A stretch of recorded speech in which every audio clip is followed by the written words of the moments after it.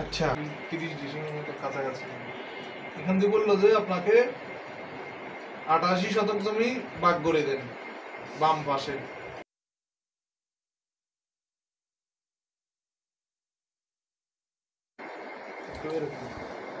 এক্ষেত্রে কি করবেন আপনি? এই জমিটা থেকে যদি আপনার বাম পাশ থেকে যদি 88 শতক ভাগ করে দিতে বলে, ভাগ করতে বললে আমি 28 শতক কিন্তু 632 আমি ক্যালকুলেট করবো আগে করে যেমন একটা বাহু নিয়ে আরো সহজ পদ্ধতি আছে। অটোক্যাডে আমরা যে শীটে কাজ করব ওই শীটটাই ওপেন করব। ডেট দিয়ে আমি সার্চ করে নিলাম।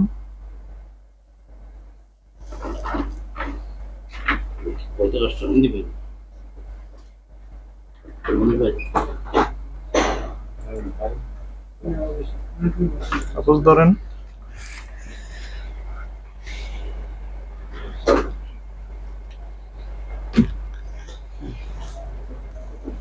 অটোক্যাডে আসলাম, অটোক্যাডের উইন্ডোজ ওপেন হলো কেমন?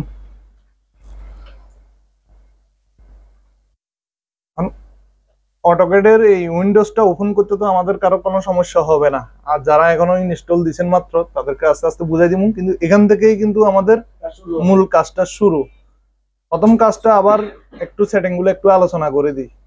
প্রথমে আমাদের এই উইন্ডোজটা ওপেন হওয়ার পরে এটারে আমরা সেভ করতে হবে।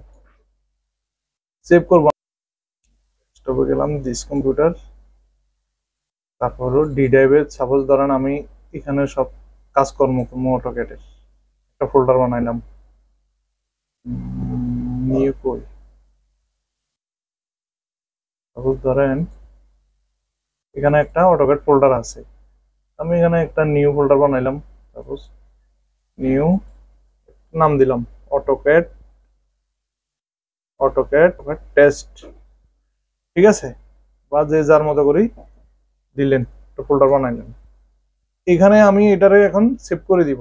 এখন এখানে আমি যেমন ফরম্যাট, খেয়াল করেন ফরম্যাট অপশনে যাওয়ার পর এখানে যেমন ইউনিটে, ঠিক আছে, তারপর এখানে কি থাকবো ইঞ্জিনিয়ারিং, তারপর এখানে 00, তারপর হলো ফরম্যাট।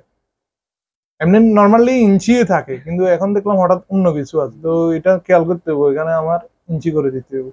ইউনিটের কাজ শেষ, তারপর কি ডাইমেনশন স্টাইল, দুইটা সেটিং মাত্র। একটা হলো ইউনিটে আমি কি করছি ইঞ্জিনিয়ারিং করছি, আরেকটা হলো আপনার ডাইমেনশন স্টাইলে এখানে ওপেন হবে। ওপেন হওয়ার পর এখানে মডিফাই অপশনে এখানে আসি, দেখেন প্রাইমারি ইউনিট ওই আগে যেটা করছি সেম টু সেম ইঞ্জিনিয়ারিং, এখানেই 00, ঠিক আছে না।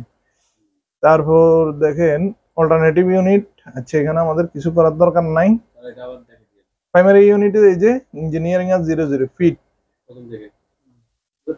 হ্যাঁ এই দেখেন না। তারপর দেখেন এখানে হলো কি, এখানে হলো টেক্সট হলো আইসো স্ট্যান্ডার্ড, টেক্সট হাইট কত আমরা 120 কি ইঞ্চি। এই দেখেন দুটা সেটিং, একটা সেটিং হলো ইউনিট সেটিং, আর একটা হলো আপনার এই যে এই আমরা এখানে টেক্সট হাইট কত, এখানে সব ইঞ্চিতে না, ওই দিন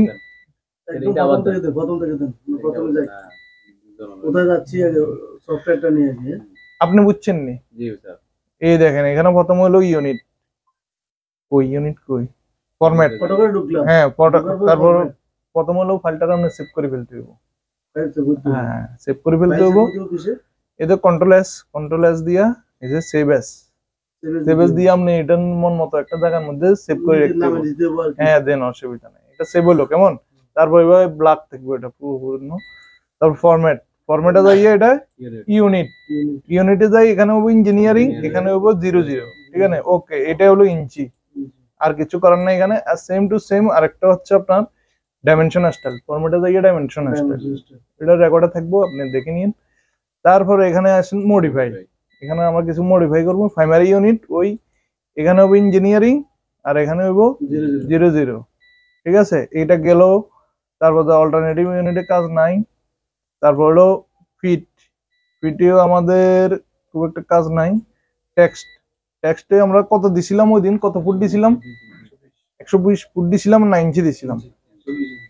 ইঞ্চি। পরবর্তীতে আমরা যখন আবার টেক্সট নিয়ে কাজ করতেছিলাম তখন কত দিছিলাম? ঠিক আছে। তারপর এখানে আইসো স্ট্যান্ডার্ড, হ্যাঁ। তারপর হলো সিম্বলস এর অ্যারোস, এগুলা থাকুক এভাবে। পরবর্তীতে এগুলো আমরা চেঞ্জ করতে পারবো।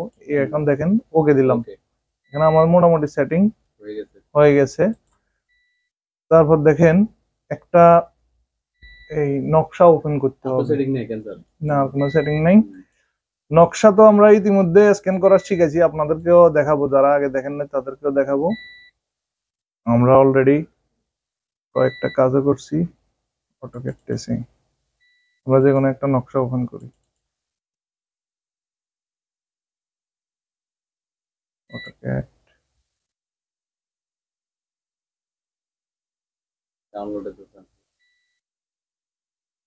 দেখেন,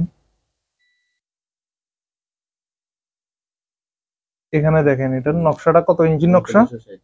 3960 মানে কত ইঞ্চি? 16 ইঞ্চির নকশা। কেমন? তাহলে 16 ইঞ্চি দিয়ে আমরা এখানে ওপেন করলাম, এখানে ছাড়ে দিলাম। ঠিক আছে, জিনিসটা অনেক অনেক হিউজ বড় আসছে। কেমন? তো এটা প্রাথমিক অবস্থায় এটার কি করব, ওই যে একটু জুমলেস করতে হবে।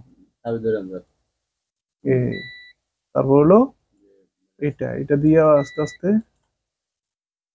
হ্যাঁ হইতেছে, জুমলেস করতে হবে। মোটামুটি ছোট হয়ে গেছে এখন, কমফোর্ট। এবার এই যে বাটনটা আছে, ঠিক আছে, মাউসের যে বাটনটা, এটা চিপি ধরি যেদিকে ইচ্ছে ওইদিকে মুভ করতে পারবো। এটা আবার ঘুরাইলে এটা আবার জুম হবে। ধরেন একটা প্লট আমি ড্রয়িং করলাম, কিভাবে করে দেখেন। এই দেখেন, এখন দেখেন কালারটা কিন্তু দেখা যান না। কালার দেখা যান না, কালার তো দেখা যান না। তাইলে এই যে সাদা কালার আমাদের উচিত ছিল আগে কালারটা ঠিক করে নেওয়া। ঠিক আছে, আমি অতি দ্রুত দেখাচ্ছি, যেগুলো একটু ধীরে সুস্থে করতে হবে আপনাদের বোঝানোর জন্য দ্রুত আসতেছি। দেখেন এই গেল, এই দেখেন। তাহলে এটারে আমি সিলেক্ট করি, এটারে আমি মনে করেন এটা হলো বিএস কে আমি নরমালি গ্রিন লাইন দিয়ে প্রকাশ করি আর কি, যে গ্রিন লাইন। ঠিক আছে নি? হ্যাঁ, বিএস টা আমি গ্রিন লাইন দিয়ে দেখাই। তাহলে এখন আইছে টেক্সটের বিষয়টা না, এখন টেক্সট আমি নকশা সিএস নকশাতে সিএস, বিএস নকশাতে বিএস, যেটা ঢুকাবেন এটা আমরা চেক করে। এখন আসেন টেক্সটের বিষয়টা আসি। এখানে দিলাম, টেক্সট উইন্ডো ওপেন হইছে। ঠিক আছে নি? কিছু একটা লিখলাম, লেখার পর এটারে আমি সিলেক্ট করলাম। এখানে দেখেন ওই যে এখানে দেখেন টেক্সট হাইটটা এখানে আমি ইচ্ছা মতো দিতে হইব। মনে করেন 120 দিলাম, 50 দিলাম।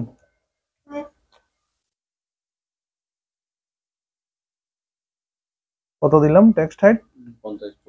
50 ফুট দিয়ে দেখি কি অবস্থা, কি সাইজের হয়। ঠিক আছে, তাহলে এই ফুট দিলাম। হ্যাঁ, ফন্টটা ঠিক করে দিই। ফন্ট আমরা যেহেতু বাংলা লিখি, বাংলা একটা ফন্ট দিই, বাংলা ফন্ট দিই। কেমন?